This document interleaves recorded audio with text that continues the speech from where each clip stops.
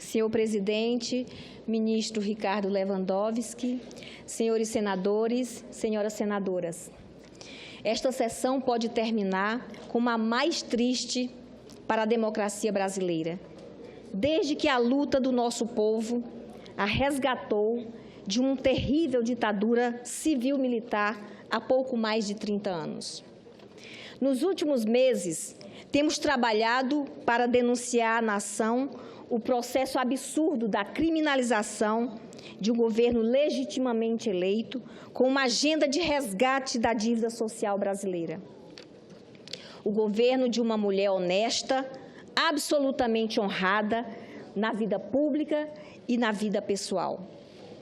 Trata de um golpe parlamentar, não há outra palavra possível, urdido a partir de uma trama entre os derrotados de 2014 e parlamentares comprovadamente envolvidos em corrupção. Alguns o descrevem como um golpe suave, mas talvez seja o mais brutal de todos que já vivemos. Fazendo uso das leis do país, agridem a soberania popular e conduzem as instituições ao descrédito. Como afirmou ontem a presidenta Dilma aqui no plenário do Senado, estamos em vias de assistir a uma ruptura institucional. Estará sendo criado um precedente perigoso que colocará em risco a estabilidade de prefeitos, de governadores e de outros presidentes da República. Senhor presidente, eu poderia repetir aqui, pela enésima vez, que a presidenta democraticamente eleita, Dilma Rousseff, não cometeu crime de responsabilidade, condição constitucional para o impeachment.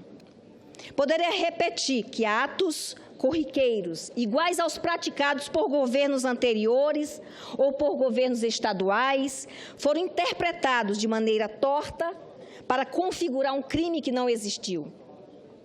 Poderia dizer que este não é um julgamento justo, mas um justiçamento político, onde a condenação antecede o processo, as provas são desprezadas e o debate é inútil. Aliás, justiça é algo que não se pode dizer desse processo. E os algozes da presidenta Dilma sabem disso. Como bem salientou o advogado de defesa, José Eduardo Cardoso, a culpa os acompanhará pelo resto de suas vidas, porque não há tortura pior para um ser humano do que a culpa de condenar um inocente. Senhor presidente, mas eu prefiro me dirigir aos cidadãos de Roraima e do Brasil com uma palavra de esperança. Neste momento em que a violência institucional golpeia a nossa democracia, em 13 anos de governo dos trabalhadores, o povo pobre finalmente teve voz e vez. Teve trabalho, teve renda, pôde finalmente comprar muitas coisas que desejavam.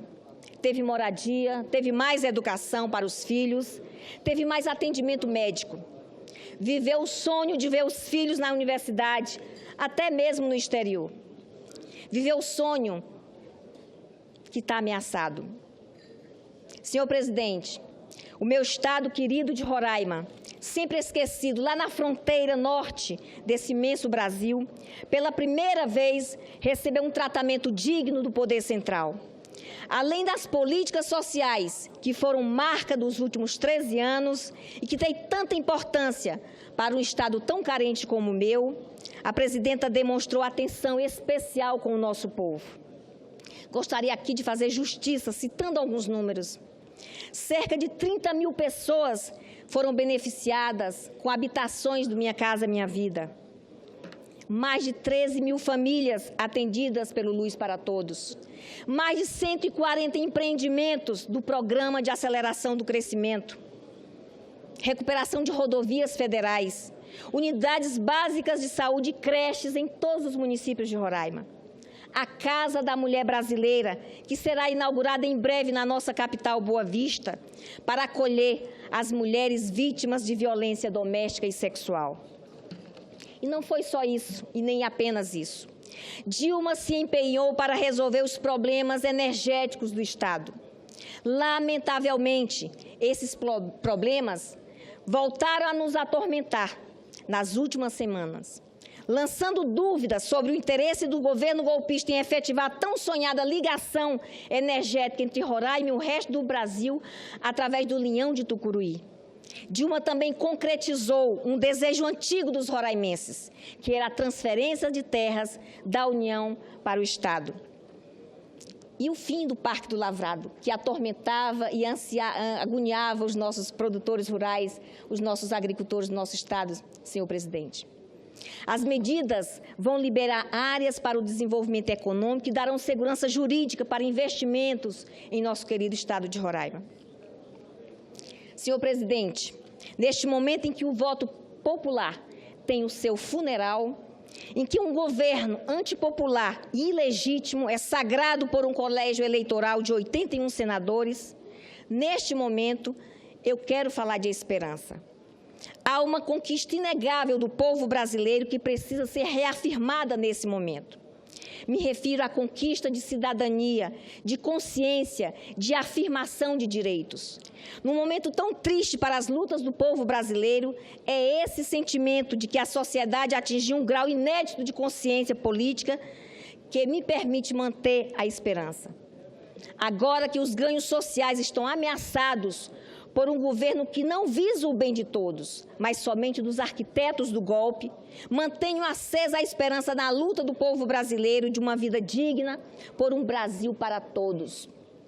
Se o golpe parlamentar for concretizado, nos restará contar com a consciência crítica e a disposição para a luta do povo brasileiro. Senhores senadores, senhoras senadoras, os donos do poder vão tentar nos convencer de que é bom trocar saúde pública por plano de saúde privado, que é bom ter um ambiente de ensino onde o professor não tem liberdade, que é bom pagar pela universidade pública, hoje gratuita, que é bom se aposentar aos 70 anos e não mais aos 60, que é bom o salário mínimo não ter mais reajuste acima da inflação. Vão tentar nos fazer acreditar que o correto é cada um de nós cuidar da própria vida e virar-se como puder. Vão dizer que o dinheiro do governo não dá para financiar tudo e o mais importante é usá-los para pagar juros aos bancos e para garantir os lucros dos ricos. Mas quando os brasileiros entenderem o verdadeiro jogo político-econômico que está por trás desse processo, o seu poder vai se impor. E vão entender no próprio bolso, na própria pele. E então a sua consciência de direitos vai reagir. A sua noção de inclusão na cidadania, de aumento das oportunidades, de melhoria ampla e profunda da qualidade de vida, vai se impor ao ataque dos golpistas. Senhor presidente, o Congresso Nacional transformou-se em um teatro, onde o roteiro é a hipocrisia. Políticos enrolados até o pescoço em suspeitas de desvio de recursos públicos condenam uma mulher que não cometeu qualquer crime. E o faz exatamente na esperança de que as investigações que os atingem cessem ou pelo menos sejam feitas em um ritmo mais lento, o ritmo da impunidade. Como não citar mais uma vez a frase símbolo dessa conspiração? Tem de mudar o governo para estancar essa sangria. Figura da proa do aparato golpista não sabia que estava criando a marca do governo interino. De modo cínico, os golpistas aproveitam o cansaço da opinião pública e o desgaste dos políticos para enlamear a presidenta Dilma e se aproveitar do sentimento de que todos os políticos são iguais. Não são iguais, não são iguais. Não vou me calar, tenho uma vida de luta ao lado dos interesses do povo mais pobre e jamais me servi da política para obter benefícios pessoais. Portanto, senhor presidente, vou me manter ao lado dos que defendem a moralidade pública e a nossa jovem e frágil democracia. Por tudo isso, pela legalidade, pela democracia, pelos interesses do povo de Roraima e do povo brasileiro, eu voto não. Muito obrigada, senhor presidente.